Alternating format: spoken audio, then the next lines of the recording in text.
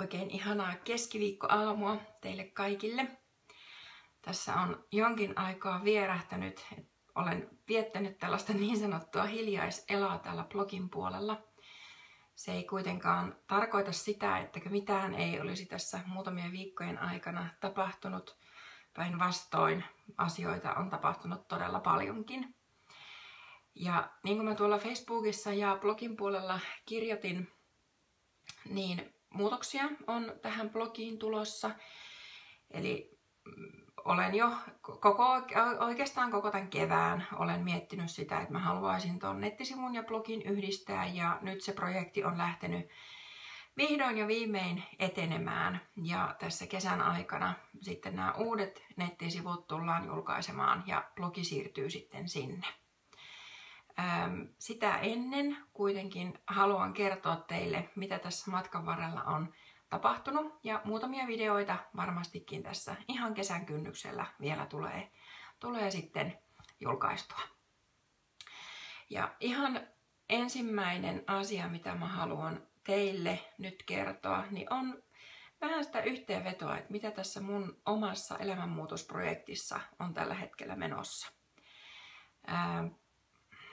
Onko mä nyt 5-6 viikkoa tässä tätä projektia käynyt läpi ja suuria tunteita. Se täytyy ihan heti ensimmäisenä sanoa, että suuria tunteita on tullut kyllä käytyä läpi. Ja mä oon niin iloinen ja mä olen niin onnellinen siitä, ja kiitollinen siitä, että mulla on niin mahtava mentori, valmentaja Samu, joka mua tässä ohjaa eteenpäin. Että en mä olisi välttämättä koskaan pystynyt näitä tunteita käymään läpi näin lempeästi, mitä me ollaan näiden Skype-puheluiden kautta sitten käyty. Ja mä oon saanut itsestäni esiin semmosia asioita, joita mä en edes tiennyt, että mussa on. Sä varmaan muistat, jos sä oot katsonut näitä mun aikaisempia videoita, niin ihan siellä alussa, kun mä kerroin, että mä oon lähtenyt tähän projektiin mukaan, niin me Samun kanssa määriteltiin mulle 2 eri tavoitetta. Ja toinen on se tavoite, joka on mun suurin pelkoni, että mä pääsin siitä pelosta eroon. Ja toinen on sitten se, mitä mä rakastan tehdä, mitä mä teen niin suoraan sydämestä, ja mä haluan tulla siinä paremmaksi. Ja mä oon käynyt nuo pelot läpi. Ja tää olotila on aivan käsittämätön. Mä käytin siihen 2 eri Skype-puhelua. Ja sen ensimmäisen kerran jälkeen, kun mä kohtasin ne pelot, niin mulla sen puhelun jälkeen silloin illalla, kun mä lähdin nukkumaan, niin musta kumpusi semmonen syvä rauhallisuuden ja kiitollisuuden tunne. Semmoinen kiitollisuuden tunne, jota mä en ole aikaisemmin niin täydesti kokenut. Ja niin kuin rakkaus itseä kohtaan. Ja mä ajattelin, että jes, nyt mä pääsin tästä pelosta ja nyt tää kiitollisuus ja rakkaus vaan kumpuaa musta joka päivä enemmän ja enemmän. Ja sitten mentiin 2 päivää eteenpäin, mun fiilis meni niin kuin lehmähäntä. Se meni aivan totaalisesti alaspäin ja mun päässä rupesi pyörimään ajatuksia, että mä en pysty tähän, mä en osaa tehdä tätä. Mä en niin kuin saa tätä pidettyä kasassa. Mä en tiedä, mitä mun pitää tehdä. Mä oon maailman suurin ongelmakimppu. Nämä oli niitä ajatuksia, joita mun päässä pyöri. Ja mä sain sitten Samulta ohjeet, että kirjoittaa vaan kaikki tämmöiset paperille ja niin kuin hyväksyä ne, että tämmöisiä tunteita tulee.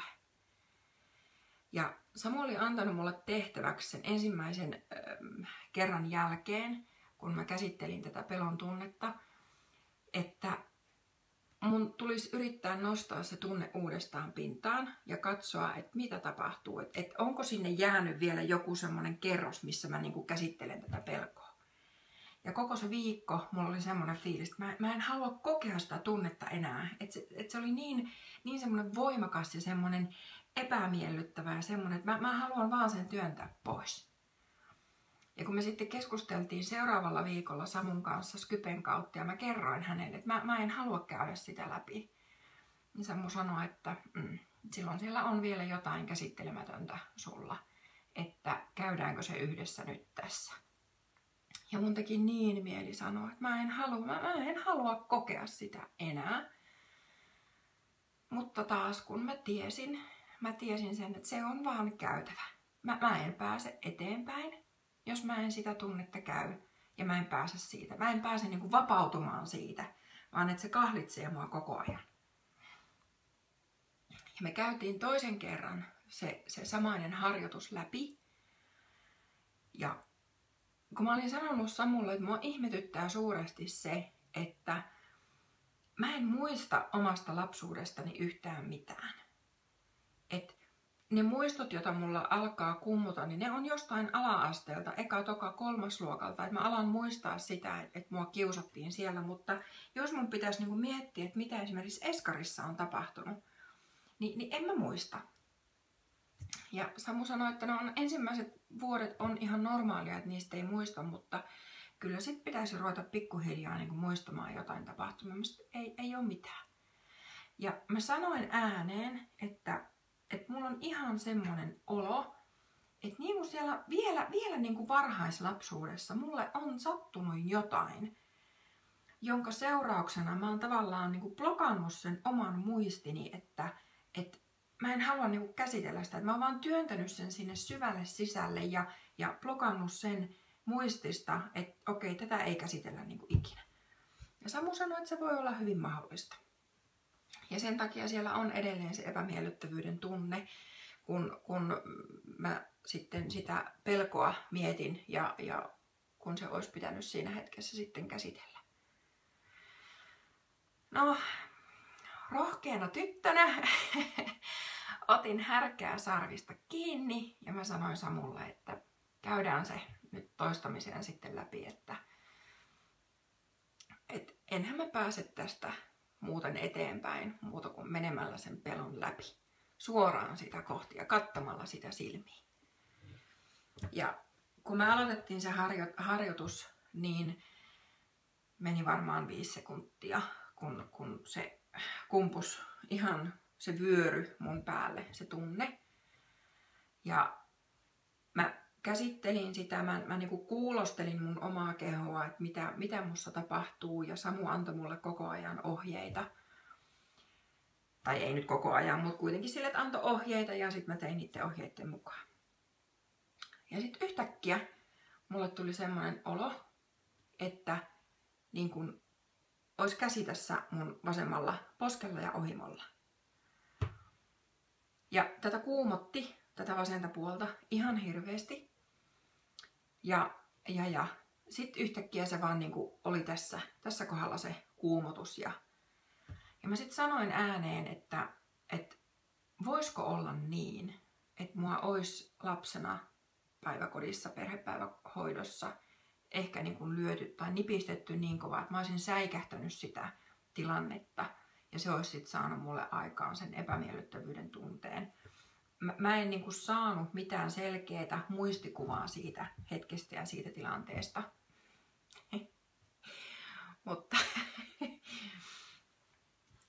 Mutta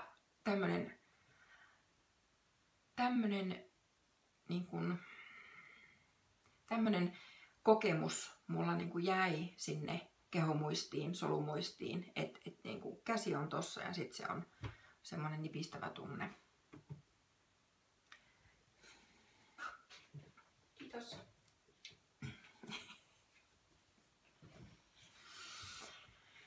Näin. Mutta sen hetken jälkeen, sen puhelun jälkeen, niin mun fiilis on ollut täysin toisenlainen. Mä voisin käydä ne tapahtumat uudestaan läpi ja mulla ei ole mitään semmoista epämiellyttävää oloa, että mä niinku yrittäisin, että mä en halua, vaan niinku, että jee, nyt kokeillaan uudestaan, jee. Et tavallaan se, niin kuin mä pelkäsin sitä tunnetta ja mulla oli se pelko, että mitä sieltä nousee. Mutta kun se totuus on se, että ei siinä pelossa, kun se pelko ei voi aiheuttaa meille yhtään mitään.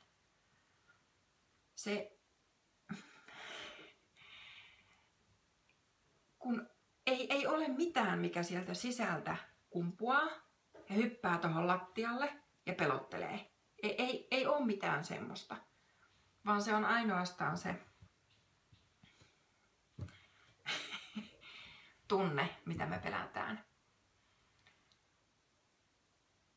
Ja miten vapauttava olo on, kun siitä pelosta on päässyt eroon. Että se fiilis on täysin toisenlainen. Mulla on ihan semmoinen fiilis, että mä pystyn ihan mihin vaan. Että se on ollut niinku tosi mahtavaa.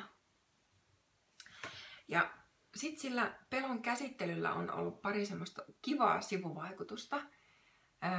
Yksi semmoinen sivuvaikutus on se, että mua ei ärsytä. On yksi semmoinen asia, ja me tullaan tähän niinku keskittymään seuraavassa Skype-puhelussa, mutta suurin osa siitä ärsytyksestä, niistä asioista, jotka mua ärsytti mun omassa elämässä, mun kodissa, mun läheisissä ihmisissä, niin se ärsytys on poissa.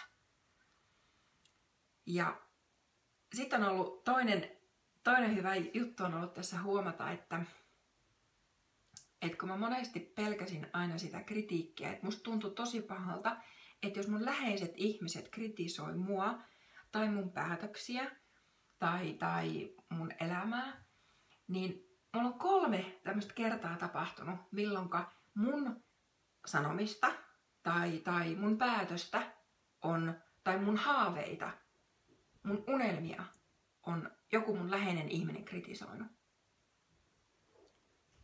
Ja se tunne, kun sä oivallat, että ei toi niinku ärsytä mua enää ollenkaan. Että sä osaat vastata sille ihmiselle, että no mutta hei, tää on mun elämä. Ja ei se sulle kuulu, niinku tyyli, että ei se sulle kuulu, että minkälaisia päätöksiä mä teen.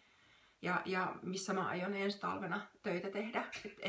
Tai missä mä aion sitten tulevaisuudessa asua, että onko se mun unelmien koti mulle liian iso vai liian pieni. Ei, et sä voi sitä määritellä, että mä määrittelen sen.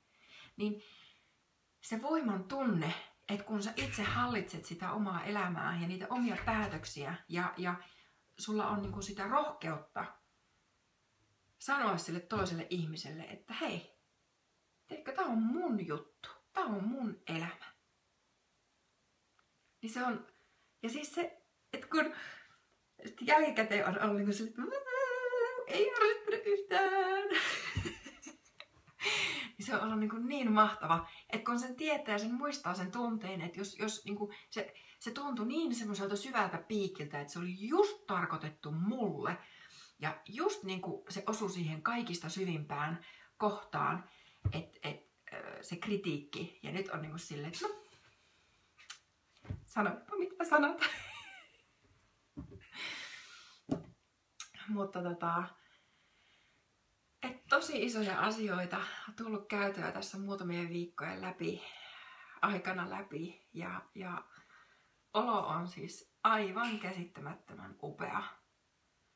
Ja se fiilis, se kaikki se oivallus, kun mä saan sen kirjoitettua ja kun mä saan niin kun inspiroitua teitä ja mä saan niin kun antaa teille sitä rohkeutta lähteä tavoittelemaan niitä omia unelmia. Niin se on se, mitä mä haluan teille niin kuin tuoda ja välittää. Ja mä todella toivon, että mä saan välitettyä sen hyvän fiiliksen myöskin teille.